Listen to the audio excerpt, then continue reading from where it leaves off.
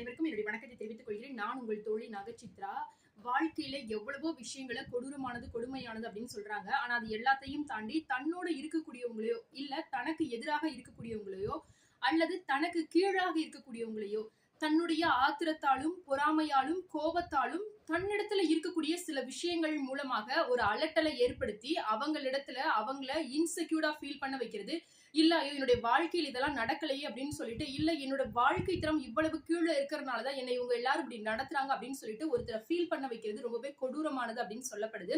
So இந்த விஷயங்களை என்னோட ஃப்ரெண்ட் சர்க்கிளோ இல்ல யாரோ ஒருத்தர் செய்யறாங்க அப்படின்னு சொல்லிட்டு நீங்க ஃபீல் பண்றீங்க, இல்ல அவங்களை சரி பண்ணணும்னு நினைக்கிறீங்க அப்படின்னா நிச்சயமாகவே இந்த ஒரு வீடியோ உங்களுக்கானதுதான். யாரை சரி பண்ணணும்னு நினைக்கிறீங்களோ அவங்களுக்கும் இந்த வீடியோவை ஷேர் பண்ண மறக்காதீங்க.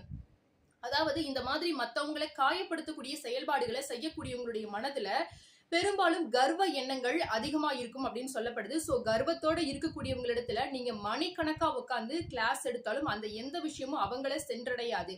அதனால அவங்களே சரி செய்து கொள்வதற்கான காலத்தை அவங்களுக்கு கொடுக்கணும் அப்படின்னு சொல்லப்படுது. ஏன்னா காலமே கடவுளுக்கு நிகரானது, கடவுளுக்கும் சில நேரங்கள்ல மேலானது அப்படின்னு சொல்லப்படுது.